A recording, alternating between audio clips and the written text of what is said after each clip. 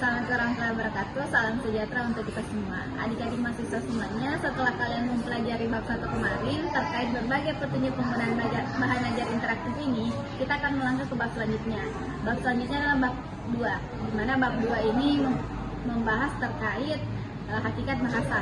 Nah, materi pertama, pengertian bahasa. Bahasa sebagai alat interaksi dalam kehidupan manusia dapat dikaji secara internal dan eksternal. Bahasa secara internal yaitu berkaitan dengan pemahaman dan penerapan struktur bahasa itu sendiri.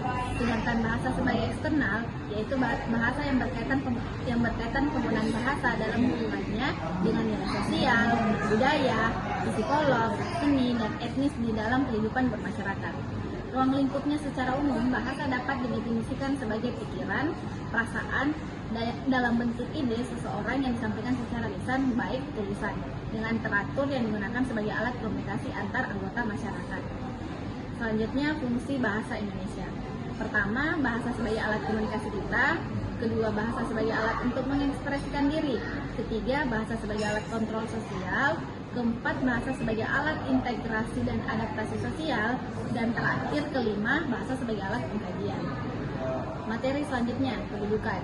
Bahasa Indonesia itu sendiri berkedudukan sebagai bahasa nasional, yaitu sebagai pertama, sebagai lambang kebanggaan nasional. Kedua, sebagai lambang identitas nasional.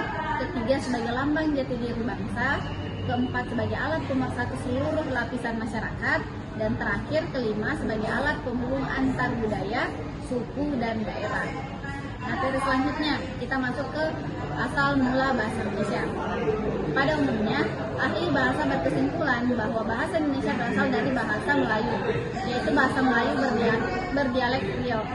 Sejarah telah mencatat bahwa perkembangan bahasa Melayu sendiri menjadi bahasa Indonesia di tanah air tidak terjadi dalam satu masa yang singkat, tetapi mengalami berbagai proses pertumbuhan dan perkembangan yang berabad-abad lamanya.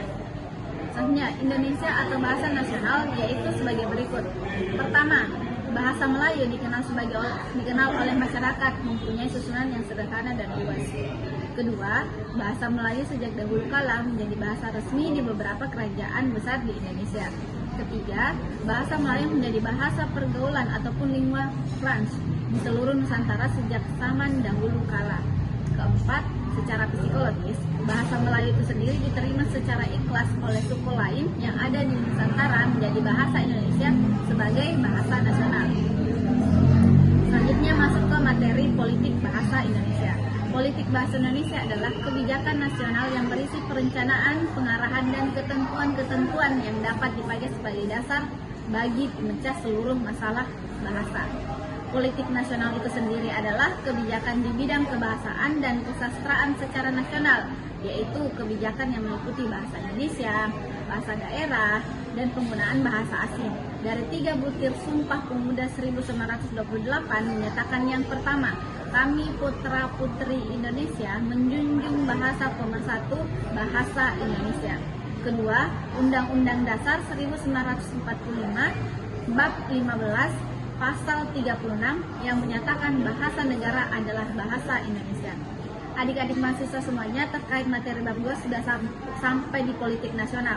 Nah, setelah kalian mempelajari bab 2 ini di bahan ajar interaktif yang kalian pegang maupun video yang telah kalian saksikan di video pembelajaran, selanjutnya di lembaran selanjutnya adik-adik mahasiswa boleh mengerjakan LKM sesuai arahan dosen yang bersangkutan. Nah, LKM ini setelah kalian mengerjakan, kalian boleh kumpulkan kepada dosen yang bersangkutan, dosen bahasa Indonesia kalian.